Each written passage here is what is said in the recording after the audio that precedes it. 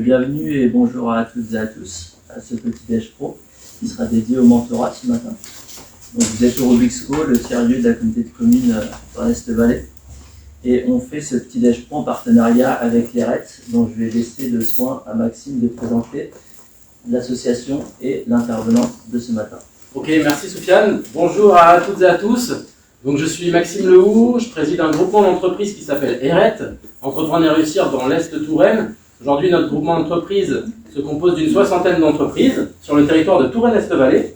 Notre objectif est de fédérer les chefs d'entreprise sur ce territoire, d'être un interlocuteur privilégié avec les élus qui constituent Touraine-Est-Vallée, et puis d'être un facteur de développement sur nos zones d'activité et et développement de nos entreprises. Pardon. Donc en effet, ce matin, on est au combien 14 15e 15e petit déj pro. Les petits déj pro... 14. Comment 14. 14e petit déj pro, pardon. Donc nous allons aborder la thématique du mentorat. Les petits déj pro, c'est quoi? C'est une matinale avec un expert du jour pour traiter une thématique sur une thématique de gestion d'entreprise. Voilà. Donc ce matin, notre expert du jour, Sophie Chanson, qui est également membre du bureau de l'association ERET, vice-présidente, et qui dirige donc le cabinet d'expertise comptable Adexial et Espace Transition. Sophie, c'est à toi. C'est ça, merci. Bonjour à tous, alors du coup je ne me présente pas. Plus que ça, voilà. Avant tout, pour commencer, voilà, je suis expert comptable, mais je suis très attachée à l'humain. Pour moi, c'est quelque chose d'extrêmement important, que ce soit au niveau de mes équipes, sur la gestion du cabinet. Voilà, j'ai commencé en partant de zéro il y a 15 ans, et maintenant j'ai une quinzaine de collaborateurs. Donc ça occupe un petit peu aussi en termes de temps d'avoir des équipes. J'ai eu l'occasion, l'opportunité, parce que c'est quelque chose qui m'intéressait. Je suis très mauvaise en technologie. C'est-à-dire que la technologie, je fuis la technologie. C'est dans l'autre sens. Et la technologie me fuit. Voilà. Tu me fais signe, je vais le faire là. Ouais. Et donc voilà, j'ai repris cette structure Espace Transition il y a 2 ans, qui est à la base une structure de formation de coach professionnel, et qui intervient plus largement sur des formations sur l'accompagnement de l'humain, en fin de compte, dans l'entreprise, soit sous forme de formation, soit après sous forme d'intervention auprès d'entreprises qui en auraient besoin. Voilà, donc on est certifié Calliope, et puis on a un collectif de consultants et d'intervenants dont c'est le métier, beaucoup plus que moi d'ailleurs, d'intervenir sur l'encadrement, la formation et toute cette sensibilisation à l'importance de la qualité de vie au travail, de l'empathie, l'écoute, qui sont quand même des vecteurs de bon fonctionnement d'une entreprise de façon très agréable. Allez. Sur le mentorat, qui est la thématique de la journée, on a des intervenants qui sont dans une association qui s'appelle Cap Mentorat, donc, qui sont spécialisés dans ce domaine-là. On a 3 intervenants. Donc c'est un collectif de consultants expérimentés dans ce domaine. Ils ont donc écrit, on a Daniel de Fontaine, Dominique Cancelleri et une autre Danielle, je cherche son nom. Simon, merci Angélique. Donc ont écrit des livres, donc le mentorat mode d'emploi, si ça vous intéresse d'approfondir un petit peu les choses, et du coaching au mentoring, pour bien expliquer, parce que c'est toujours un petit peu un concept particulier, le mentorat. Et ce qui est important, c'est de bien comprendre la différence entre le management, le mentorat, le coaching, qui sont voilà, on peut avoir un petit peu tendance à mélanger tout ça. Et donc, c'est important d'avoir des spécialistes dans ce domaine-là pour bien mettre en place, si on souhaite utiliser cet outil au service du bon fonctionnement de sa structure. Voilà. Alors, je vais vous proposer un petit peu un jeu, enfin pas un jeu, hein, d'être un peu en participatif et de participer. Pour vous, c'est quoi le mentorat? C'est quelqu'un qui se met à côté. Quelqu'un qui se met à côté. Sur Facebook aussi, si on a des participants, n'hésitez pas. Alors, c'est quelqu'un qui se met à côté d'un collaborateur pour l'accompagner dans son évolution. Hein, c'est une définition plutôt pas mal, parce qu'elle convient Une sorte de chaperon un peu. chaperon, Un copilote? Un facilitateur un facilitateur, alors pas pour l'intégration. facilitateur pour l'intégration. Alors moi je connaissais pas, mais j'aurais tendance à dire spontanément la version francisée de coaching. Alors, pas forcément justement, on verra ça. Mais Quelqu'un qui transmet un peu son savoir-faire.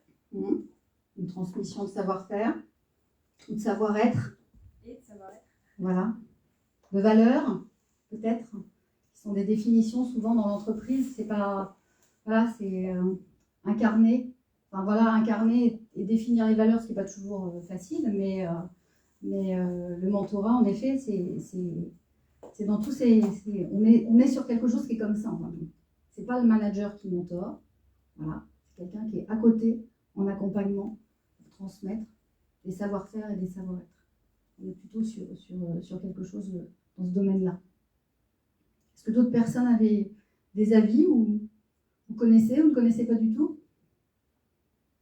Oui, moi j'avais pensé plus à un guide ou quelque chose comme ça, donc un peu sur le même schéma, quoi. Quelqu'un qui va aider à driver et sans avoir le côté supérieur à N plus 1 ou N plus 2. Driver ou être là en soutien sur du questionnement. Parce que souvent, c'est vrai, quand on... Alors j'ai un peu oublié, mais je l'ai été aussi, hein, quand on est salarié, qu'on a des interrogations et des questions, on n'ose pas toujours. Il y a la crainte du hiérarchique, là, il y a la crainte du ridicule vis-à-vis de ses collègues. Le mentorat, c'est en effet quelqu'un qui est là avec bienveillance pour accompagner et où il n'y a aucun lien hiérarchique et aucun lien de jeu de collègues proches, de compétition, etc. Ça permet d'enlever toutes ces problématiques-là de lien avec quelqu'un qui est là, en effet, à côté, mais où il n'y a pas d'enjeu professionnel et qui est là pour vraiment accompagner et transmettre des savoir-être et des savoir-faire, des connaissances de fonctionnement dans l'entreprise, sans se remettre en cause, à proprement parler, dans sa propre compétence, qui peut parfois être la crainte d'un collaborateur. Et c'est d'autant plus important sur des périodes, on va le voir et on va y réfléchir, en parler, actuelles. Soit sur l'intégration de nouveaux collaborateurs, soit sur les problématiques actuelles où, je ne sais pas si vous le ressentez, mais je pense qu'on n'est tous pas très cicatrisés de la période qu'on vient de vivre, que ce soit entre collègues, que ce soit pour revenir au travail parce qu'il y a eu du télétravail, que ce soit dans les relations professionnelles. Je pense qu'on a un peu perdu l'habitude de travailler tous ensemble et que les gens sont un peu à vif. Et donc, c'est vrai que mettre un peu d'humain dans tout ça et d'avoir un accompagnement pour réapprendre à être ensemble, moi, je pense qu'il y a quand même cette problématique-là. Le réapprendre à être ensemble à la suite, ça fait 18 mois, 24 mois qu'on est quand même dans des situations et je pense que c'est pas si simple que ça. C'est réapprendre à se supporter. Ouais, ça peut être réapprendre à se supporter. Non, mais, ou avoir envie d'être avec les autres, finalement. En activité, ouais. Ouais, d'être en collectivité. Je pense que, voilà, le contexte, Et du coup, on a besoin de réapprendre la cohésion. le mentor a... Alors, ça peut être un outil, genre, c'est pas la seule chose, mais le fait d'avoir un mentor et on met en place des rites, voilà, ce sont des rites, alors pas forcément des rites managériaux, parce que un mentor, il n'y a pas de relation managériale, mais c'est des rites d'échange dans l'entreprise. Alors, le mentor, est-ce qu'il est forcément, est-ce que je veux dire, est-ce que c'est contractuel? Parce que parfois on peut se dire, il y a des mentors un petit peu de fait d'un point de vue relationnel, où il y a de la transmission, il y a un accompagnement, mais rien n'est tacite, rien n'est organisé, rien n'est figé dans le temps en termes de cadencement de réunion, tout ça. Alors si on veut... C'est qu'il y a des mentors un peu naturels. Alors, il y a plusieurs choses. On va voir, on va redérouler derrière, de toute façon, un peu comment fonctionne le mentorat et quelles sont les clés de la réussite de la mise en place du mentorat dans une entreprise. Malgré tout, les choses ne vont pas être la même chose. Pareil, quand on est dans des toutes petites structures où on est très peu nombreux, où en effet, on n'a pas forcément, les choses peuvent soit se faire naturellement. Voilà, quand on est dans une équipe, dans une entreprise où on a 4-5 personnes, c'est quand même pas la même chose que quand on est dans une équipe où on commence à atteindre 10 et passer le seuil de 10. Moi, je le vois bien, j'ai vécu ça. J'ai commencé tout petit avec aucun collaborateur. On ne gère pas une structure et on ne gère pas l'humain de la même façon quand on a 3-4 collaborateurs que quand on en a 15. Il y a des pas qui sautent quand même. Hein. Ce n'est pas la même façon de gérer l'humain. Et je pense que quand on commence à être sur du 30, 40, 50 et plus, bien entendu, on ne met pas les choses en place de la même façon. Voilà, donc il faut aussi adapter les process de mise en place du mentorat à la taille de sa structure. Voilà, on ne va pas mettre en place, ce n'est pas la même usine, la même organisation en fonction de la taille de la structure. Après, quand on pose des choses et quand on met en place ça, si on le nomme, il faut quand même un minimum l'organiser et un minimum expliquer ce que c'est. Parce que soit ça se fait naturellement, voilà. Et dans des petites structures, ça peut se faire naturellement, mais si on veut le mettre en place, il faut un peu structurer, expliquer ce que c'est, sinon les gens sont perdus, forcément. Sophie, petit cadrage de notre matinale. Donc, je le rappelle, on est en présentiel ce matin. On va être Sophie va intervenir jusqu'à 9h45, 9h50 ce matin. Et puis après, il y aura une partie échange entre les participants en présentiel et avec notre Facebook Live. Bien penser, Sophie, qu'on est également en Facebook Live. Donc, il y a un peu un champ à respecter pour que tu sois filmé ce matin. Je suis pas dans le champ. Pas tout le temps. Mince. C'est quoi la limite? Là, c'est bien. Un marquage au sol, l'ordinateur, c'est bien. Voilà. Oui, là, c'est très bien. L'ordinateur, très bien. Ouais, faut me recadrer. Hein. C'est important le recadrage. Hein. Allez vers son public. On va appeler ça du mentorat. J'ai précisé que j'étais pas très bonne en technologie au départ. Je me suis permis. Mais merci du recadrage. Donc voilà, un contexte particulier. Je pense à prendre en considération, en effet, sur la réflexion, alors soit du mentorat ou autre chose, hein, mais on a besoin de réapprendre sûrement à travailler ensemble. Enfin, moi, en tout cas, c'est un ressenti, et je pense que c'est une demande, alors même si ce n'est pas demandé, et si ce n'est pas exprimé clairement, mais que ce soit à titre professionnel ou à titre personnel, hein, moi, je partage et j'échange avec pas mal de personnes. C'est vrai que même à titre personnel, je pense qu'on voit beaucoup moins de monde qu'avant. On a quand même du mal à se remettre en route sur le monde d'avant. Et donc, ce qui est valable à titre personnel est valable à titre professionnel. Il faut réapprendre à échanger, discuter. Et le mentorat, je pense, fait partie de toutes ces choses. Voilà. Merci. Donc, pourquoi le mentorat aujourd'hui? L'idée, c'est de concilier les solidarités et les performances. L'idée derrière, quand même, sur le mentorat dans l'entreprise, c'est de permettre des échanges avec des mentors, donc des gens qui vont avoir de l'expérience, soit en savoir-être, soit en savoir-faire et en savoir-être, avec une bonne connaissance de la structure et de ses valeurs, de ce qu'elle porte, et de créer du lien avec d'autres personnes qui peuvent avoir soit des difficultés sur des problématiques techniques, ou soit des difficultés aussi d'intégration.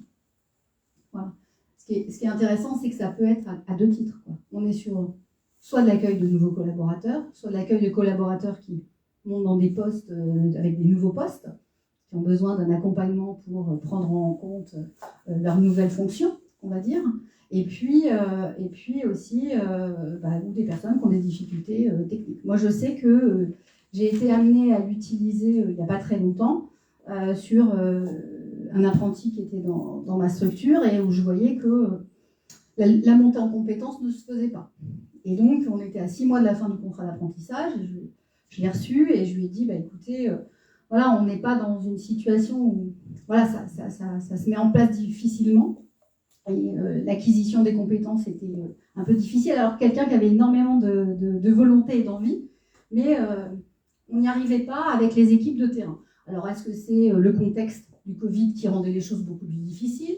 La taille qui fait que quand on est débordé, les collaborateurs ou les collègues à côté ne prennent pas le temps d'accompagner la personne pour lui faire passer les caps professionnels. Et donc, ça ne fonctionnait pas dans le service. Donc, je lui ai proposé, donc Angélique, qui est ici présente, a suivi la formation ingénieur en mentorat d'Espace Transition, parce que moi, ça m'intéressait de le mettre en place et de le déployer au sein du cabinet expertise comptable. Et donc, on a réfléchi à tester donc, cette mise en place avec cette personne-là.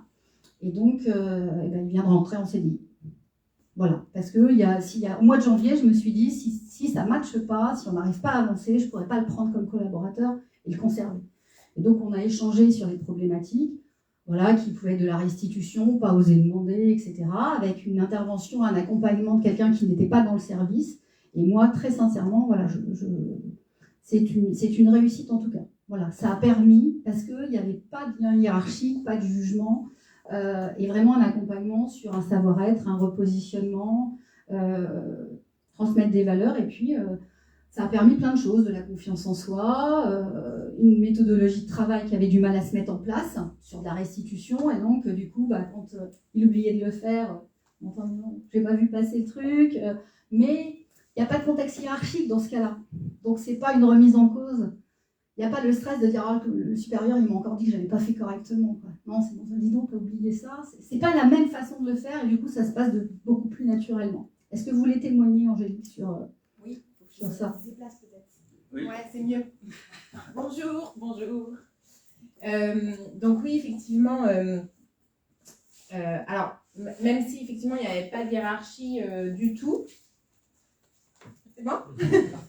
Même s'il n'y avait pas du tout de hiérarchie, parce qu'on n'était pas du tout dans ce cadre-là, malgré tout, on a mis un contrat en place avec des objectifs à atteindre, et c'était quand même hyper structuré. Donc, ça lui permet d'être hyper encadré et de se dire, voilà, je me suis engagée aussi sur des objectifs, dans un contrat où j'ai effectivement posé une problématique, je l'ai conscientisé, parce que c'est pas toujours hyper conscient, et en fait, c'était tout à fait à côté du tutorat, parce qu'il avait un tuteur, bien sûr, comme c'était un apprenti, mais au-delà du tutorat, au-delà des entretiens individuels qu'il avait pu faire avec Sophie, qui était la dirigeante, c'était aller chercher, en fait, plus loin, quelle était la problématique. Et donc voilà, on a posé le cadre, on a posé un contrat, on a posé des objectifs, et puis une méthodologie de travail, d'accompagnement, pour pouvoir aller au bout de ce contrat.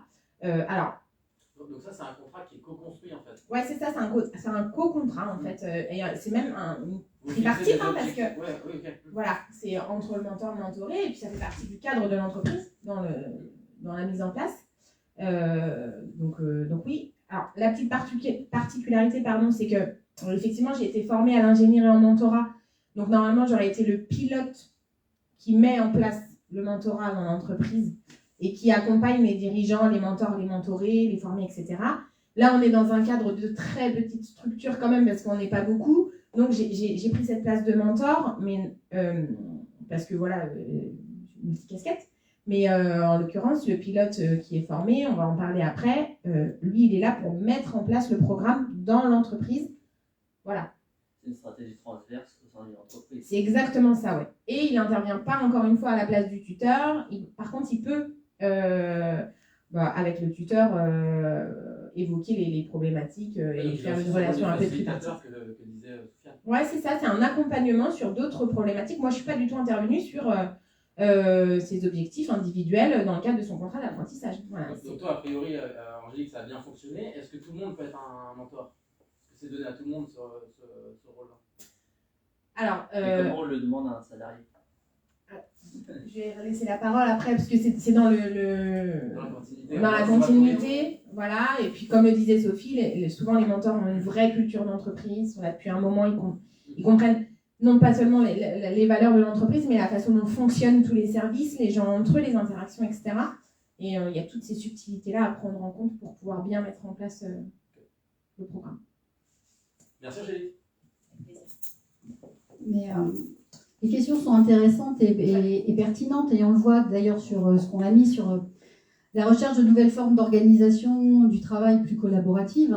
Moi, je suis assez attachée et j'essaye de développer, ce qui n'est pas simple, l'intelligence collective et participative des équipes. Le mentorat fait partie des outils.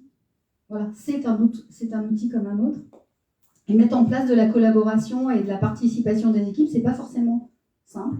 Je ne sais pas si vous l'avez vécu, ça fait même avant Espace Transition, j'avais commencé à initier ça, et c'est difficile de faire bouger aussi les collaborateurs pour parler et participer. C'est pas simple. Et le mentorat fait aussi partie d'outils sur des mises en place où on commence à faire en sorte que les gens travaillent entre eux, même s'ils ne sont pas du même service. Cette notion d'entraide, de partage de valeurs ou d'empathie, ça fait aussi partie, je pense, d'outils pour mettre en place de la fluidité dans les échanges dans les équipes. Voilà. pense que c'est un outil aussi qui sert à ça, au-delà d'améliorer la performance individuelle. C'est aussi mettre en place une façon de fonctionner à plusieurs. Je vais revenir en arrière. Voilà. Donc, qu'est-ce qu'est exactement le mentorat? Si on prend la définition, démarche d'accompagnement qui implique l'organisation d'une relation d'entraide entre un mentor possédant une expérience ou un savoir qu'il souhaite partager ou transmettre à un menté ou mentoré désireux d'évoluer. Donc, dans cette définition, il y a quand même beaucoup d'éléments. Il y a un mentor, enfin, il y a déjà deux parties, on va dire qu'il y en a trois, parce qu'il faut qu'il y ait une volonté de l'organisation et de la structure de mettre en place un programme de mentorat. Déjà, il faut avoir cette volonté-là, mais c'est comme dans toute démarche, hein, que ce soit de la qualité, que ce soit du mentorat, d'intelligence collective, ça part quand même d'une volonté de la direction. Hein. Si la direction n'a pas envie qu'il y ait un mentorat, ça ne se mettra pas en place. En fait, hein.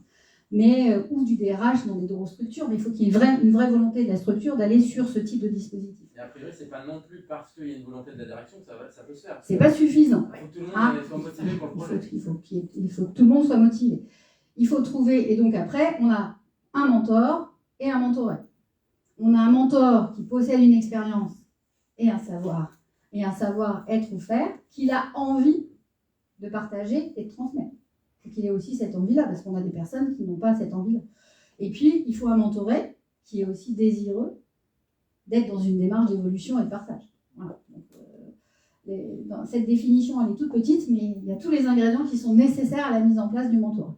Après, sur ce qui est aussi intéressant par rapport au mentor, moi je suis quelqu'un qui a toujours envie de partager, donc je pars toujours du principe que les autres sont dans la même position, ce qui n'est pas toujours le cas, hein, et il faut le respecter. Mais c'est aussi une façon, pour des personnes qui sont installées depuis assez longtemps dans un poste, de leur permettre de faire un peu autre chose que du technique, et d'être dans une position un peu d'accompagnant sans être un manager, parce qu'ils n'ont pas envie d'être un manager. C'est aussi une façon de proposer d'autres choses à des personnes qui sont installées depuis très longtemps dans une routine.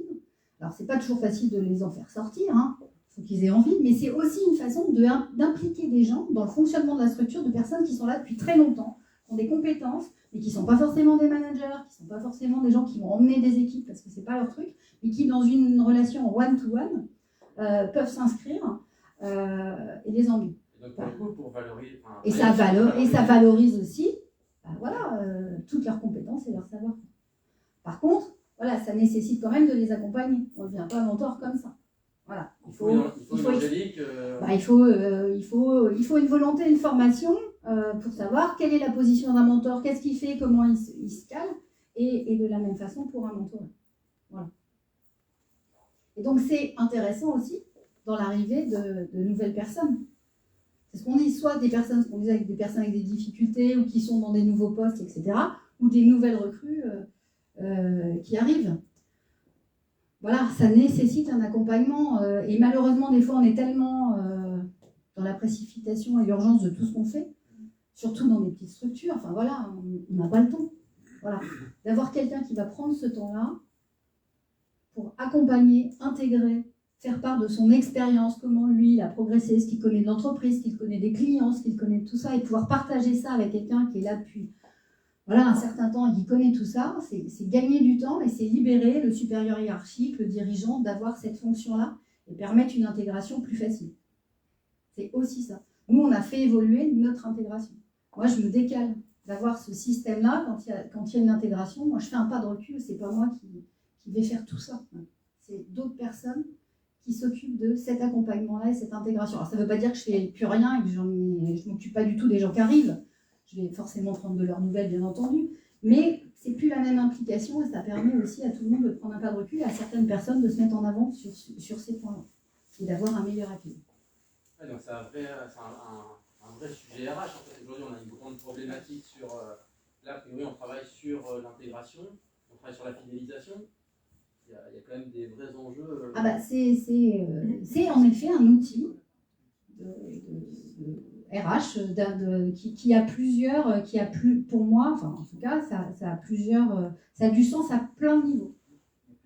Voilà, il y a plusieurs bénéfices. En effet, conserver les gens qui sont là depuis longtemps en les impliquant, faciliter les échanges, améliorer la performance et intégrer les nouveaux. Voilà. Et on sait que c'est difficile. Enfin, le RH, c'est un vrai débat. Enfin, c'est un vrai débat. Alors en ce moment, on en a beaucoup. Hein. Il y a les matières. Enfin, moi, pour qu'une entreprise fonctionne en ce moment, la problématique, c'est la RH et les approvisionnements. Alors, les approvisionnements, ça va finir par se régler. Il va falloir être un peu patient, mais on peut espérer que dans 6 à 12 mois, ça ira mieux. Mais sur le RH, on a des générations qui sont extrêmement différentes, hein, avec des approches qui sont différentes. Le partage pour la compréhension, c'est important. Et on a tellement de mal à recruter, à trouver des personnes, quand on les a trouvées, faut les garder. Hein. C'est aussi un problème d'approvisionnement. Ouais.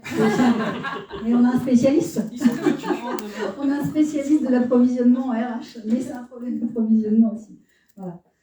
Donc en effet, l'enjeu quand même sur les difficultés de recrutement, maintenant, c'est de garder les gens hein, quand on les a trouvés. Alors c'est bien les choisir. Malgré tout, il faut trouver des personnes qui ont envie. Et il faut arriver à peut-être aussi à générer l'envie, la compréhension et l'implication hein, sur les valeurs de l'entreprise, l'échange et le partage. Hein. On n'est plus sur un système hyper hiérarchique. Hein. Ça ne fonctionne plus en tout cas avec les nouvelles générations. Ça, c'est une évidence. Oui, et puis dans un monde qui bouge, qui évolue, là autour de nous et puis au sein de nos adhérents, on est surtout sur des TPE, PME, le chef d'entreprise est un peu comme Angélique disait, multicasquette. Et je pense que le fait de sous-traiter ou déléguer cette partie-là, ça permet de un peu verrouiller l'image de marque de l'entreprise, les valeurs, tout ça. Tu sous-traites pas, tu délègues pas, tu répartis. Tu répartis. Il y a quand même le maintien de la hiérarchie, enfin tout le reste reste valable. C'est pas une délégation complète, c'est une délégation partielle. C'est un partage. C'est un partage. Moi je dirais que c'est plutôt un partage et que c'est plus de la seule responsabilité du supérieur hiérarchique ou du dirigeant d'accueillir les gens et de leur faire connaître la structure. Voilà. Moi je suis plus sur un partage en termes de notion, pas une délégation. C'est vraiment un accompagnement, c'est un accompagnement bénévole. Le mentorat est un accompagnement bénévole. D'accord ? Donc on n'est pas sur une responsabilité à proprement parler, on est sur un partage de connaissances, de valeurs et d'accompagnement bénévole de la part du mentor. Donc tu n'as pas de notion de délégation à proprement parler. On est plus sur un partage. Vous êtes d'accord, Angélique ? Ouais, je peux juste... Petite intervention, vous allez venir prendre le micro avec moi. Non, mais en fait, oui, j'étais pas d'accord pour intervenir, mais c'est un sujet qui me passionne, j'adore ça. Le mentorat, c'est un vrai vecteur aussi de développement de marque employeur. Donc, aujourd'hui, on n'en parle pas beaucoup, ou en tout cas dans les petites entreprises, c'est un mot qui n'est pas hyper utilisé, mais ça permet, le mentorat va permettre de recruter, d'intégrer et de fidéliser. Et aujourd'hui, intégrer une entreprise qui a mis en place le mentorat, juste, voilà, se dire, ah ouais, il y a du mentorat dans l'entreprise, ça veut dire que au-delà du tutorat, au-delà du management, etc., il y a une démarche d'accompagnement qui est pas très connue, mais en tout cas, l'entreprise a conscience que c'est important, et pour développer sa marque employeur, c'est juste top, quoi. Pour intégrer, pour que les gens qui vont entrer dans l'entreprise le sachent, et puis pour fidéliser les salariés aussi, qui sont là depuis longtemps, qui sont ancrés dans l'entreprise, mais qui ont besoin d'un peu de mouvement. Et accompagner quelqu'un qui vient d'arriver, c'est voir les choses autrement aussi, partager. Et donc, c'est un vrai vecteur de développement de marque employeur. Merci. Ah, il n'y a pas que moi. Voilà, à quoi sert le mentorat ? Donc, transmettre et brasser des savoirs, des expériences, des valeurs, des cultures, on l'a dit, hein, mais là, voilà. Favoriser l'entraide et la coopération, assurer la cohésion entre les salariés et apporter des bénéfices aux mentors, aux mentorés et à l'entreprise. Voilà pour résumer tout ce qu'on s'est dit. Voilà, c'est ce qu'on vient de vous dire. L'idée, c'est que ça apporte tout ça. Alors, qu'est-ce que n'est pas le mentorat ? Donc, c'est pas de l'apport de solutions à proprement parler, on est plus sur du partage de valeurs. C'est pas du tutorat avec de l'évaluation derrière et de la montée en compétences. C'est pas du coaching. Et c'est pas de la formation non plus. Voilà. C'est vraiment de l'échange, du partage. Voilà. L'idée, c'est pas de faire du clonage, ni de la démarche de favoritisme. Voilà. C'est du partage. Du partage. Voilà. On n'aura pas de mini Angélique. Hein ? On n'aura pas de mini Angélique. Mais peut-être que c'est mieux.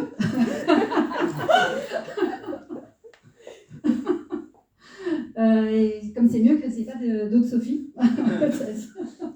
Voilà, chaque individu a ses qualités, ses défauts, et l'idée, c'est pas de cloner, en effet, pas du tout. Enfin, c'est d'intégrer par l'échange le partage de valeurs. Voilà, les valeurs. Et c'est intéressant, cette histoire de marque employeur, surtout dans des petites structures, parce que pour mettre en place du mentorat, il faut quand même avoir travaillé en commun les notions de valeur, de quel est l'objectif de l'entreprise pour que ce soit partagé par les équipes.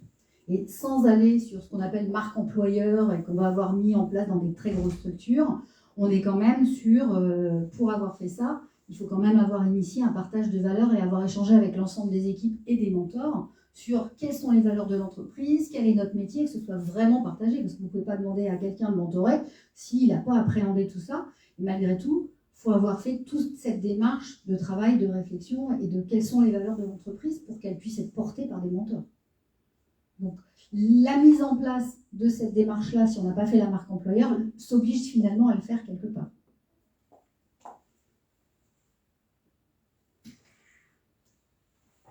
Donc, les clés de la réussite, faut construire un programme quand même, il faut y travailler un peu. Ça ne se fait pas comme ça, d'un coup de baguette magique, il faut quand même un peu structurer les choses. À quoi ça sert ? Ça sert à améliorer les qualités globales en termes de leader, diminuer le turnover, et puis améliorer la prise en poste de postes critiques, pour voir immédiatement, éventuellement aussi en interne. Voilà, et la capacité d'intégrer des connaissances organisationnelles. Voilà, en effet, sur des procédures et des process. On s'aperçoit souvent, quand on commence à faire, et quand on est des intervenants extérieurs, finalement, qu'on connaît parfois mieux les processus qui sont prévus dans l'entreprise que les gens qui sont dans l'entreprise. C'est assez hallucinant. Oh, il faudrait qu'on fasse comme ça, comme ça, comme ça. Bah oui, on a déjà un process qui permet de le faire. Et finalement, des fois, ils sont méconnus, ces process. Donc voilà, les échanges comme ça, qui peuvent être informels au-delà du travail, peuvent des fois permettre de découvrir ce qui existe déjà dans l'organisationnel et qui est méconnu. Parce que des fois, on a déjà plein de choses en interne et les gens ne les connaissent pas. Enfin, les collaborateurs, les équipes ne connaissent pas tout. Et l'apprentissage de tout ce qui existe déjà, ça fait aussi partie des choses et des échanges. Et souvent, c'est la réunion et l'échange qui permet de découvrir ces choses-là. Et le mentorat peut en faire partie, en effet, dans les réunions, dans les échanges entre le mentor et le mentoré, c'est de découvrir des choses que le mentoré n'avait pas encore vues. Aussi, ça en fait partie. Donc c'est ça que ça améliore la mise en place d'un programme de mentorat. Oui, puis ça facilite, ça fluidifie l'intégration, parce que finalement, quand on va intégrer, c'est toujours lourd avec les règlements intérieurs, les procédures. Peut-être que le mentor a un rôle aussi de mettre de l'huile dans les rouages de l'entreprise. Ça met de l'huile, et puis c'est aussi, quand on accueille, qu'il y a un RH ou qu'on accueille au départ, on accueille, et puis alors on va balancer tout, quoi. On balance tout le premier jour, on fait toutes les procédures, sauf que la personne qui le reçoit en face, ça fait tellement que de toute façon, elle ne peut pas l'intégrer. C'est normal. C'est normal. Et donc, les échanges réguliers entre un mentor et un mentoré permettent sur des interrogations, finalement, de digérer tout ce qui a été transmis, soit par des RH, soit par le chef d'entreprise, soit par la hiérarchie. C'est ces échanges-là qui permettent de digérer dans un autre contexte, de l'appréhender, de se l'approprier et de l'apprendre. On personnalise aussi l'intégration. Personnaliser l'intégration, oui, enfin, on s'adapte. On s'adapte aux questions. Il y a des gens qui vont s'intégrer plus vite que d'autres, donc l'idée, c'est l'adaptation. Et d'avoir un accompagnement dans le temps. Quelqu'un qui arrive, on l'accompagne pendant une journée, et puis après, on est pris par le travail, donc on a du mal à le faire. Et là, on est plus dans une démarche sur un accompagnement à plus long terme qui permet d'avoir un accompagnement dans la durée, pas qu'au moment où on arrive. Voilà. Alors, comment on met en place du mentorat ? Bon, il y a 4 grandes étapes. Bon, c'est ce que je vous disais tout à l'heure. Elles sont importantes malgré tout, mais on ne va pas les travailler de la même façon et les approfondir de la même façon dans une boîte où il y a 3000 salariés, 350 salariés, 50 salariés et puis une structure qui est plus petite. Mais bon, dans la théorie, les grandes étapes, une phase de préparation où on définit les objectifs et on construit le projet. Pourquoi on met en place du mentorat et qu'est-ce qu'on veut en faire ? Déjà, c'est important, il faut poser sur le papier. Parce qu'il va falloir emmener, une fois que la direction a pris cette décision-là, il faut qu'elle emmène des mentors avec elle. Donc, si on ne définit pas les choses, on ne va pas pouvoir expliquer au mentor comment ça va fonctionner et ce qu'on attend d'eux.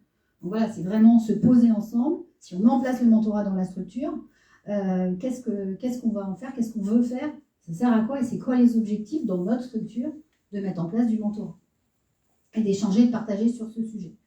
Phase 2, il faut communiquer et faire une réunion de lancement et des formations. Alors communiquer, c'est dire, voilà, on va mettre en place un dispositif de mentorat, on fait une réunion de lancement, on explique à tout le monde et à l'ensemble de l'entreprise ce que c'est. Et puis, on va un peu... Le but recherché. Le but recherché, les objectifs, pourquoi on le fait, etc. Et puis derrière, on va aller chercher qui est motivé. Ça permet de faire. On va aller chercher des mentors. On va expliquer à tout le monde ce que c'est. Et c'est aussi un moyen de repartager les valeurs, malgré tout. Parce qu'au moment où on va communiquer, on va lancer, on va repartager encore ensemble les valeurs. Et les valeurs, elles bougent. On a toujours besoin d'échanger sur les valeurs.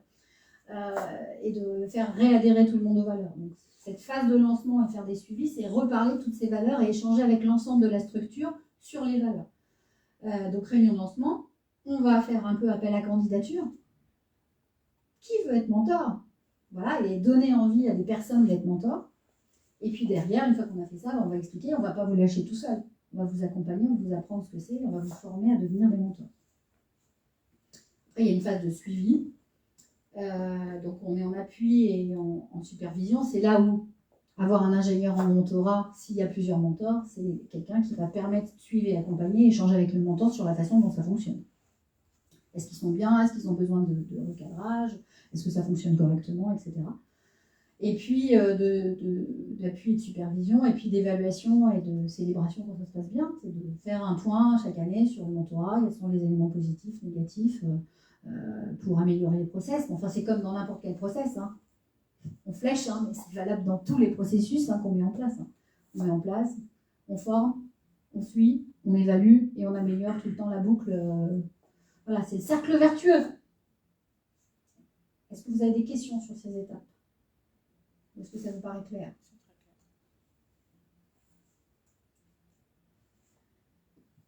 Donc, le cadrage en amont est explicite pour donner du sens, de la cohérence et aux actions. Donc, les objectifs, les critères de recrutement des mentors et des mentorés. Les critères de matching, comment on fait pour mettre le bon mentor avec le bon mentoré, parce que c'est de l'humain. Donc, on va pas mettre, ça peut être bien de mettre les opposés, mais l'idée, c'est pas que ça se passe pas bien et que ça se frite, on va dire, entre guillemets. Modalité de mise en œuvre de la relation et les modalités d'évaluation. Donc, modalité de la mise en œuvre de l'évaluation, c'est comment vont se faire les réunions, à quelle cadence, comment on les adapte et comment on fait une évaluation du process. Et par le mentoré et par le mentor. Ça, je suppose qu'il y a de la souplesse, ça peut évoluer en fonction de... Ça peut évoluer, après, c'est chacun... Si on ne dit pas comme c'est comme ça, c'est parce que en fait, chaque structure l'adapte comme il veut et aux besoins. Et puis les réunions peuvent évoluer en fonction de... Il faut poser un cadre. Au départ, c'est plus régulièrement, puis petit à petit, ça peut... comment dire, les rendez-vous peuvent se passer. Et la longévité de la relation entre le mentor et le mentoré, elle est pareille. C'est entre 6 mois et 1 an pour la mise en place d'un programme. Alors, sur la mise en place du programme qu'on a vu juste avant. Ouais. Mais l'accompagnement. On est sur, 6 mois, 1 an. Après, il y a... Souvent, les impacts sont quand même réguliers. Nous, au départ, vous voyez toutes les semaines. Dans ce qu'on a pratiqué, dans ce qu'on a vécu, vous voyez toutes les semaines. Les gens qu'on accueille, on va faire un rendez-vous à 15 jours, à 1 mois, à 2 mois, 3 mois. Puis après, les choses... les gens ont intégré les valeurs et il y a beaucoup moins de besoins. Ça dépend aussi de la problématique. S'il y a une problématique, par exemple, qui va être le rachat de l'entreprise par une grosse boîte, c'est des choses qui peuvent durer dans le temps. L'accompagnement peut se faire sur 2 ans, 3 ans, tout dépend de la problématique de pourquoi on met en place un programme de mentorat. Oui, ça peut être efficace aussi pour s'adapter à une évolution, un changement de situation. Forcément, une fusion, le partage des valeurs, le retravail sur les valeurs ou l'intégration de nouvelles structures, de nouvelles équipes, c'est important. Évaluation des résultats précisés dès le début. Donc on fera un point sur ce qu'il en est et les évolutions, et suivi explicite dans la durée avec un pilote identifié et reconnu. Donc ça, c'est plutôt l'ingénieur en mentorat, qui peut avoir ce titre-là dans l'entreprise en tout cas, qui pilote l'ensemble du dispositif.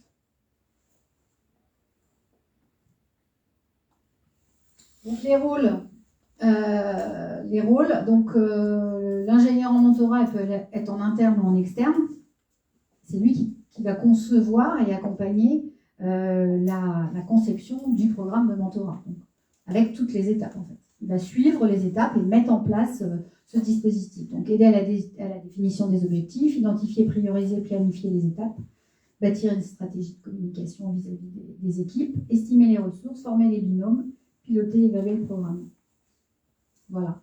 Et puis, facilitateur, communiquer avec les parties prenantes, veiller au soutien de la hiérarchie, fluidifier les échanges, faire s'exprimer les différents points de vue, résoudre les tensions relationnelles au sein des binômes. Donc, le rôle d'un ingénieur en mentorat sur un dispositif, ou la personne qui sera responsable du déploiement du mentorat dans l'entreprise, c'est 1, d'organiser, et 2, de faciliter le déroulement du process avec les intervenants. C'est-à-dire les mentors, les mentorés, et puis la hiérarchie, pour que ça ne se confronte pas. Hein. Le mentor, il n'est pas là pour aller contre le supérieur hiérarchique. Hein. On est vraiment dans une facilitation. Et quand peut y avoir des incompréhensions, il est là pour mettre de l'huile dans les rouages. Voilà. Le rôle de celui qui porte le programme de mentorat. Et sur ton retour d'expérience, est-ce que celui qui va déployer le mentorat dans l'entreprise, il peut être le chef d'entreprise ou il faut vraiment que ce soit une autre personne? Je pense que c'est pas forcément, c'est peut-être pas l'idéal, parce que si lui, son idée c'est de se décaler un peu pour partager, il va pas forcément être dans ce rôle-là. Alors voilà, quand tu as 5 personnes dans une structure, c'est compliqué, hein. On n'est pas, mais voilà, ou soit il fait appel à des structures externes pour le faire, éventuellement. Mais en effet, pour faire vraiment du mentorat, avec tout ce dispositif de pilotage, il faut avoir une structure qui a une certaine taille. Genre quand il y a 3 ou 4 salariés, ou même 5 salariés, avoir un ingénieur en mentorat qui pilote, etc. Après, on peut ébaucher la démarche, en parler avec les équipes, on est 5, et de dire est-ce qu'il y a quelqu'un qui a besoin, est-ce qu'il y a quelqu'un qui a envie d'être un peu le mentor, et puis prendre le relais sans avoir la responsabilité d'être supérieur hiérarchique. C'est ça aussi des fois. Il y a des personnes qui ont des savoir-faire, des savoir-être, mais qui n'ont pas envie d'avoir le lien de hiérarchique, quoi. Parce que c'est pas leur truc. Mais par contre, ils peuvent être des bons accompagnants et un peu donc permettre aux chefs d'entreprise ou aux supérieurs hiérarchiques de faire un pas de côté. Est-ce que ça répond à ta question? Mais c'est vrai que c'est pas simple, hein, c'est un dispositif qui est en effet adapté à des grosses structures. C'est pas pour ça qu'il faut s'interdire de le faire dans nos structures ou d'utiliser ce mot-là en mettant en place des choses dans sa propre structure, mais on n'est pas obligé de respecter tout le cadre quand on est une petite structure, à mon avis. Voilà. Est-ce que ça peut accompagner la croissance rapide d'une petite entreprise qui rapidement va avoir une équipe de commerciaux, va intégrer pas mal de collaborateurs, parce qu'il y a un développement rapide? Ben oui, parce que de toute façon, il va falloir poser les valeurs. Si on se développe rapidement, s'interroger sur ses valeurs, le partage des choses, c'est important. Voilà. Donc en effet, ça peut être un bon outil. Je ne dis pas que c'est le seul outil. Moi, je pense que le mentorat, c'est un outil. Et que chacun, en fonction de ce qu'il veut faire, peut se l'approprier. Et c'est pas parce qu'une entreprise n'a pas de mentorat qu'elle ne va pas fonctionner et se développer. Hein. Mais c'est un outil qui existe pour faire en sorte que ça se passe le mieux possible. Et peut-être que ça permet d'aller plus vite, ou que ça évite des frictions, ou que ça mette vraiment de l'huile. C'est pas indispensable, mais ça permet forcément que ça fonctionne mieux si on le met en place. Par contre, c'est toujours pareil, quand on met un dispositif en place, il faut le faire dans le temps, respecter les choses, parce que dire on va mettre en place du mentorat, puis rien faire derrière, le discours, il tombe dans l'eau. Hein. C'est pas simple, c'est un peu la problématique toujours des petites structures. Du moment qu'on décide de mettre ça en place, il faut que ça suive derrière, parce que sinon c'est un coup d'épée dans l'eau et même c'est contre-productif. Voilà. Donc il faut se l'approprier pour le faire correctement. Des fois ça se fait naturellement, mais voilà.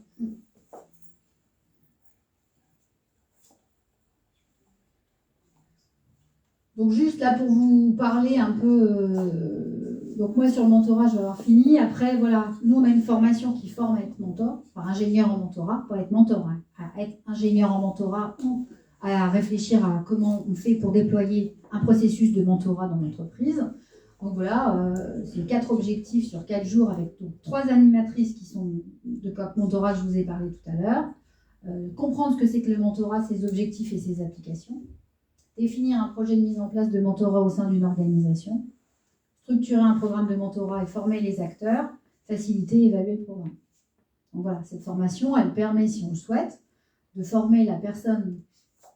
Alors ça peut être un DRH, ça peut être en effet quand on est dans une petite structure de chef d'entreprise ou un cadre qui a envie d'être sur ce point-là, de se former à comment on met en place un dispositif et un programme de mentorat dans l'entreprise, et puis derrière, être du coup autonome et capable de le faire en toute autonomie, sans avoir à faire à des personnes extérieures.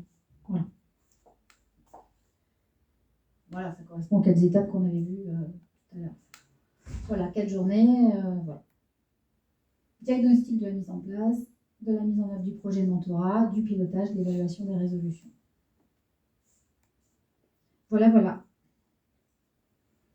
Avec tous les outils, le questionnaire préalable, l'auto-évaluation, les travaux de groupe, les exercices en ligne, présentation orale, cas pratique, mise en situation, réflexion, échange et partage en groupe. Parce que malgré tout, c'est pas toujours simple de définir ce que c'est le mentorat. Donc c'est aussi l'intérêt d'échanger pour bien arriver à cadrer comment on veut le faire et ce qu'on veut faire. On a là ce matin une bonne approche du concept de mentorat. Je ne sais pas si on peut passer aux questions, à l'échange avec le public. Avec plaisir. Sur Facebook Live, pour essayer d'aller un peu plus loin dans la réflexion. Moi, je veux bien démarrer, Sophie, parce qu'en fait, quand on réfléchit, on a parlé que la mise en place du mentorat dans l'entreprise, c'est peut-être sur une réflexion à long terme. Est-ce qu'on pourrait mettre est-ce que c'est utile, est-ce que c'est un outil, le mentorat, pour répondre par exemple à un conflit dans l'entreprise et mettre en place cet outil-là pour résoudre un conflit entre salariés? Je pense que c'est pas fait pour ça. Okay. Vraiment. La gestion des conflits, c'est notre pratique. Le mentorat, c'est un accompagnement dans la durée pour partager les savoir-être ou les savoir-faire. Quand tu es déjà dans un contexte où personne ne se parle, mettre en place le mentorat à ce moment-là, ça me semble absolument pas approprié. Personne ne se parle, c'est un peu extrême. Non, si j'ai 2 salariés qui ont des difficultés de lien dans l'entreprise. Non, moi, sincèrement, je pense que c'est pas l'outil. Après, c'est un outil de gestion des conflits. Les mentors sont pas là pour dégoupiller les conflits. Alors, ils peuvent être accompagnants quand c'est mis en place et que ça existe. Ça peut justement éviter. L'objectif du mentorat, c'est d'éviter qu'il y ait des conflits qui se mettent en place. Voilà. Peut-être plus parce qu'il y a des partages de valeurs, une façon de fonctionner sur l'écoute, l'empathie, la compréhension de l'autre, etc. La gestion des conflits, à mon sens, quand tu as un conflit, il faut le gérer avec la technique de gestion des conflits. C'est pas fait pour ça. Il faut investir dans un ligne de box quand on arrive là. Je crois qu'elle Non, c'est une plaisanterie. Ça ne marche jamais, ça. Avec une question via Facebook, oui, c'est une question d'Éric Emmanueli. Faut-il introduire le mentorat dans le livret d'accueil? Déjà, il parle de livret d'accueil et il y en a rarement. Alors, en effet, il faut l'inscrire dans le livret d'accueil s'il existe. Parce que ça fait partie du livret d'accueil, ça fait partie des valeurs de l'entreprise. Mettre en place du mentorat, c'est une dynamique d'entreprise. Donc, s'il existe, il faut le mettre dans le livret d'accueil, forcément. Ça permet de communiquer dessus, de faire un relais et d'inscrire les choses dans une organisation et dans un mode de fonctionnement. Et puis le fait de l'inscrire dans le livret d'accueil, s'il existe, c'est qu'il y a une démarche justement d'intégration et de communication sur les nouveaux entrants dans l'entreprise. Tout à l'heure, on a vu l'exemple d'Angélique qui n'avait pas de cadre, de lien hiérarchique. Est-ce que tu vois un inconvénient qui en est un? Dans une petite structure, en règle générale, les gens qui peuvent être mentorés... non, on n'est pas mentoré par son supérieur hiérarchique. Ouais. C'est compliqué après. Ah, c'est plus compliqué. Il faut trouver du monde. Il faut trouver du monde. Quand il n'y en a pas. L'idée, c'est plutôt d'aller trouver des mentors. Alors, ça dépend de la taille de la structure, mais quand on est petit, l'idée d'aller chercher des mentors, les mentors, c'est pas les responsables. C'est des gens qui sont là depuis 10 ans, 5 ans, 8 ans, 10 ans, qui ont des savoir-faire et des savoir-être et qui n'ont pas la position de cadre. Quand on est mentor et qu'on est cadre, c'est qu'on va accompagner un autre cadre, peut-être, en fait. Mais si on est responsable dans son équipe, on n'est pas le mentor d'un de ses collaborateurs. Parce qu'on est son supérieur hiérarchique. C'est pas possible. Donc les mentors, c'est soit des gens qui ne sont pas dans le service, et dans lesquels, bah oui, ça dépend de la taille. Moi, ça y est, je suis une grosse boîte. Donc j'ai plusieurs services. Mais tu vois, ça peut, dans une structure comme la tienne, tu peux avoir des gens de l'administratif qui sont mentors de gens qui sont dans des équipes et en fonction. Ou des gens qui sont des ouvriers, ou qui sont sur le terrain et qui sont des mentors, qui t'accompagnent. Mais c'est pas le supérieur hiérarchique. Après, à l'extérieur, je trouve que c'est un peu compliqué aussi. Moi, je pense qu'une personne à l'extérieur de l'entreprise, c'est pas la bonne méthode. Par contre, sur la mise en place, la réflexion et l'organisation au départ, s'il n'y a pas d'ingénieur en mentorat, ça peut se faire. Si on n'a pas envie de former quelqu'un en interne, etc., on peut dire on veut se faire accompagner pour le mettre en place. On a quelqu'un qui a de l'expérience pour former des mentors, former des mentorés, présenter le dispositif à tout le monde, ça peut se faire. Mais après, il faut que ça fonctionne en interne. Les mentors, ils sont en interne. C'est pas les supérieurs hiérarchiques, c'est pas les cadres, c'est pas le dirigeant. Et si c'est des cadres, c'est parce qu'ils vont accompagner d'autres cadres dans leur prise de fonction. Quand on fait monter des personnes en interne, en disant des gens qui ont été dans l'opérationnel et qui deviennent des managers, c'est violent comme changement. C'est intéressant d'être accompagné, mais pas forcément par son supérieur hiérarchique, mais par des gens qui ont vécu la même chose ou qui ont les mêmes problématiques. Là, c'est intéressant d'avoir comme mentor un cadre ou quelqu'un qui est responsable d'un service depuis plusieurs années pour passer d'une fonction opérationnelle à une fonction de manager. Ça, c'est toujours des caps qui sont compliqués. Hein. Mais c'est intéressant aussi de faire monter les gens. Si on ne les fait pas monter, au bout d'un moment, ils s'en vont, quoi. Donc le mentorat, ça peut être aussi ça, c'est accompagner des gens à monter et à changer de position quand on les fait monter en compétences. Mais il faut vraiment une volonté forte du chef d'entreprise parce que vous avez mis en avant la notion de bénévolat. Faire monter effectivement quelqu'un, voilà, il faut prendre de son temps. Et aujourd'hui, on sait aussi que la problématique de l'entreprise, c'est une rentabilité. Alors, oui. Il y a la problématique de la rentabilité et que la hiérarchie, la direction et les supérieurs hiérarchiques acceptent que des personnes passent du temps à ne pas être dans la production. C'est ça. Et il faut aller générer l'envie. Parce que trouver des mentors, c'est pas si simple. Hein, parce que faire bouger les états d'esprit, c'est difficile. Prendre 20% de son temps, par exemple, pour le faire, et puis après se retrouver avec une surcharge de travail en tant que... C'est ça. Il faut l'accompagner en délestant. Mais c'est aussi... faire des retours. C'est valoriser les gens qui sont là depuis longtemps. Donc c'est un schéma global de réflexion, cercle vertueux, mais c'est une vraie démarche. Il faut accepter. Mais il faut aussi dire, parce que c'est souvent le cas, hein. Moi je le sais, j'ai commencé ce petit, c'est moi qui accompagnais les compétences, la levée en compétences des personnes, je n'ai plus le temps de faire ça. Et c'est un vrai problème. Moi je me suis aperçue que tous les gens qui sont arrivés dans ma structure au démarrage, ça fait 15 ans, donc dans les 5 premières années, elles sont quasiment toutes encore là. Et les jeunes personnes que j'intègre maintenant, qu'on intègre en apprentissage, j'ai beaucoup plus de turnover. Parce qu'on n'a plus le même temps d'accompagnement, enfin moi je n'ai plus ce temps-là. Et qu'il faut demander aux autres de le faire à notre place, quoi. Et il faut leur apprendre, il faut aller chercher l'envie, parce que, en effet, former quelqu'un, pendant ce temps-là, je ne fais pas mon taf, quoi. Bien gentil, mais moi, il faut que mon taf il est tranquille. Donc c'est vrai que c'est une vraie démarche. Il faut aller le susciter. Par contre, le rôle du chef d'entreprise ou du supérieur hiérarchique, c'est d'aller susciter chez les personnes qui ont des compétences, qui sont là depuis longtemps, tout l'intérêt qu'ils vont y trouver, que les gens vont trouver à faire du mentorat, à être mentor et accompagner avec un bénéfice pour eux à terme, parce que si on a des collègues qui sont formés, qui sont bien installés, ça veut dire que si on surcharge, on pourra se délester, et inversement. Et forcément, quand ça fonctionne bien et que ça tourne, tout le monde trouve de la qualité de vie au travail. Enfin, on travaille dans un meilleur fonctionnement quand tout le monde va dans le même sens et qu'on a du partage de compétences, que tout le monde monte en compétences. Mais il faut qu'il y ait de l'implication à tous les niveaux. Et il faut aller la chercher, cette implication-là. Donc le rôle du chef d'entreprise et des supérieurs hiérarchiques, c'est d'aller chercher cette envie-là chez les gens qui sont là depuis longtemps et leur dire « c'est vous qui portez, c'est vous qui savez, c'est à vous de le faire ». Et à terme, c'est un peu d'effort, mais à terme, vous allez y retrouver c'est agréable, mais il faut leur apprendre à le faire parce que c'est pas inné, c'est une autre position, c'est de la communication, c'est pas de la formation, mais c'est d'aller échanger, puis pas de crainte. Si j'apprends à quelqu'un à faire tout ce que je fais, je vais être utile à quoi, moi? C'est lever les craintes. Donc voilà, il y a quand même un vrai effort, une vraie implication, et c'est une nouvelle démarche. Mais c'est une démarche qui va sur les démarches de l'intelligence collective dans son ensemble, et ça peut être un maillon. C'est pas une obligation, mais ça peut être un manuel.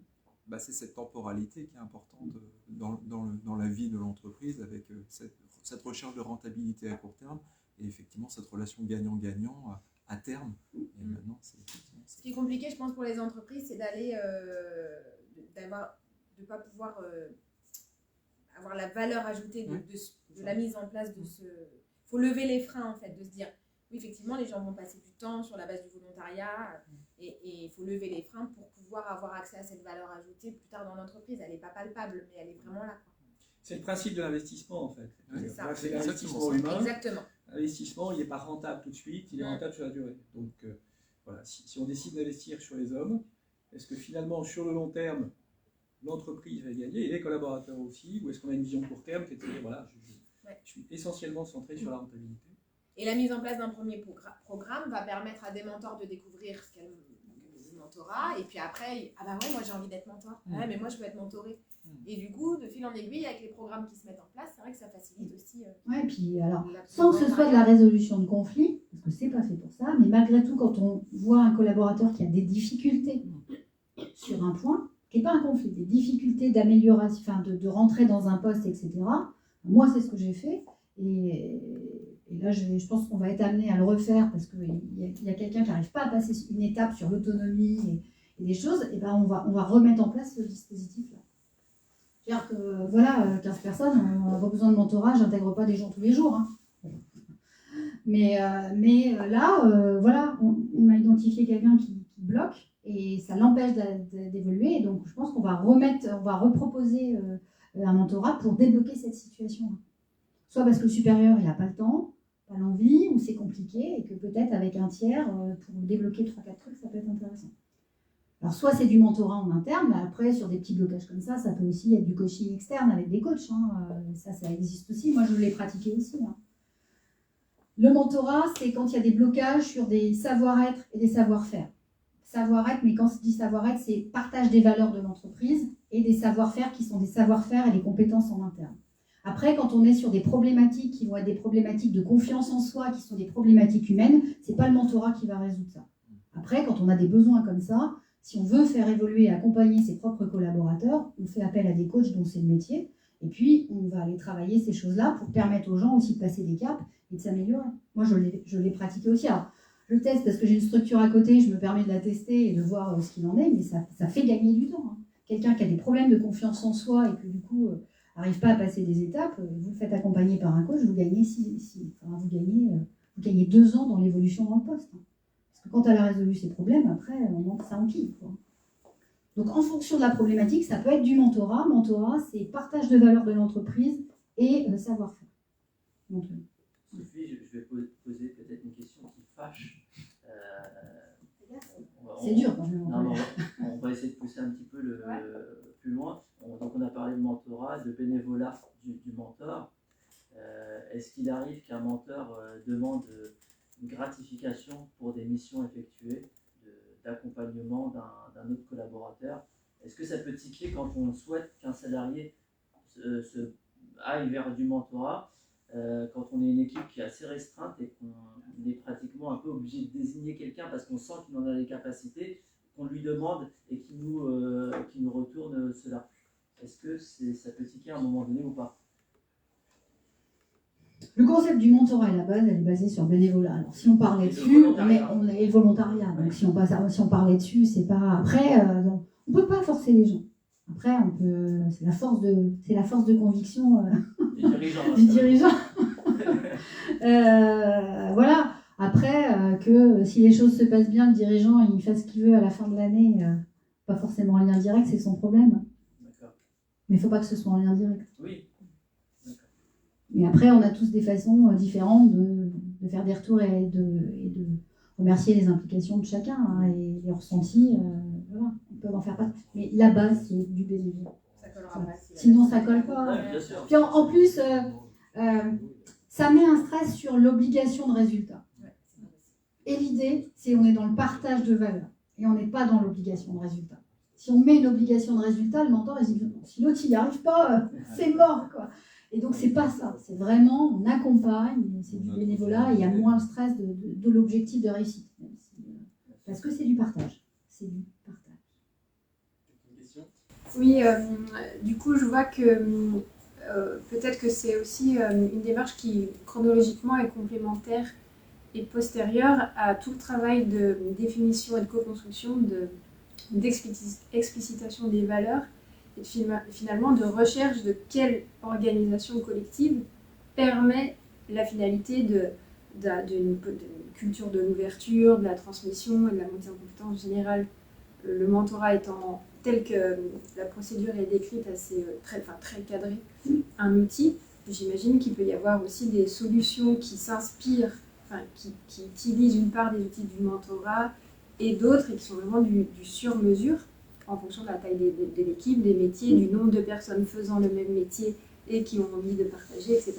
Et que ça, ce travail de définition de la bonne, de la façon de faire la plus adaptée au groupe, ça peut être du coup une intervention type, je sais pas, coaching d'équipe qui peut venir en amont. Alors, ce que je dis, c'est soit l'occasion, soit un complément. C'est soit l'occasion en disant tiens, on a besoin d'accueillir et comment on fait pour accueillir les gens, mais en effet, il faut définir des valeurs et on va prétexter ça pour construire. C'est une approche qui va être... Il y a deux façons de le faire. Soit sur les grosses structures, c'est déjà une très grosse structure, c'est pour ça que c'est structuré. Après, dans des plus petites structures, c'est soit un outil complémentaire, on ne fait pas tout, soit c'est le prétexte à dire on aurait besoin, ce serait bien, ça peut être un prétexte à réfléchir, à mettre ça en place. En fait. C'est un outil. On l'utilise, je vais dire, on l'utilise comme on veut, puis on se l'approprie. Après, il y a des bonnes règles pour qu'il fonctionne. Ce qu'on a dit, le partage, pas un supérieur hiérarchique, pas de rémunération, ça, je veux dire, c'est les critères de base. Après, respecter le cycle, c'est en fonction de la taille de sa structure et de la pertinence. On va mettre en place une usine à gaz si on est 5. Mais c'est prétexte, ça peut être prétexte à réfléchir. Alors, soit on commence par ça, ou alors on a commencé par d'autres choses, qui sont le travail d'équipe, etc. Et on va aller un peu plus loin en mettant en place le mentorat pour que ce soit quelque chose de visible sur des choses qu'on aura choisi de déployer sur la culture d'entreprise, etc. Moi, je pense que ça peut être pris dans un sens comme dans un autre. Voilà, en tout cas, chez nous, on ne l'a pas fait dans les règles de l'art, je ne devrais pas dire ça, mais on a senti des problématiques et Angélique étant formée par rapport à ça, on a utilisé cette notion de mentorat pour accompagner les personnes à progresser plus rapidement par le biais de personnes en interne. Mais on n'a pas déployé tout le process. Malgré tout, ce qu'on a testé, c'est une réussite et on va le recommencer. Voilà. Donc l'idée aujourd'hui, me semble-t-il, c'était d'avoir pour moi, en tout cas, c'était de partager avec vous ce qu'était le mentorat, d'essayer de débroussailler un petit peu tout ça, de partager un peu les expériences et de dire c'est un outil. Voilà. Et qui peut s'adapter. Après, on n'est pas obligé de le construire dans toute sa globalité pour faire avancer. Et ça permet, à mon sens, de faire avancer le travail collectif, l'échange dans les équipes et un nouveau mode de fonctionnement de l'entreprise de demain. Enfin, qu'il faut adapter aujourd'hui. Mais voilà. Voilà, à mon sens, pour moi, l'intérêt de parler aujourd'hui du mentorat. C'est une belle conclusion, Sophie. C'est vrai ? Ouais. Merci. Il est 10h06, on est arrivé au bout de cette matinée. Ouais. Donc on vous remercie toutes et tous pour votre participation de ce matin. Il reste du café et des viennoiseries pour celles et ceux qui ont un petit creux. Qui sont en présentiel, sinon sur Facebook on vous envoie des emojis. de café et de croissant. Et puis pour la régularité de nos petits Déj Pro, vous aurez tout sur les réseaux, le Rubik's Co ou Association RET. En tout cas, on a prévu des belles thématiques à venir. Je ne sais pas si on peut déjà... C'est pas encore tout à fait calé, mais on a des choses qui sont programmées jusqu'à la fin de l'année et des choses très intéressantes. Thématique RH aujourd'hui. Prochaine date fixée, Anne-Sophie ? 2 novembre. 2 novembre. Mardi 2 novembre. Retenez la date. En tout cas, c'était un plaisir. Merci beaucoup, Sophie et puis Angélique, pour vos interventions. Et, merci Anne-Sophie. Et merci Anne-Sophie. Merci à tous, bonne continuation. Bonne journée, à bientôt. Merci. Merci.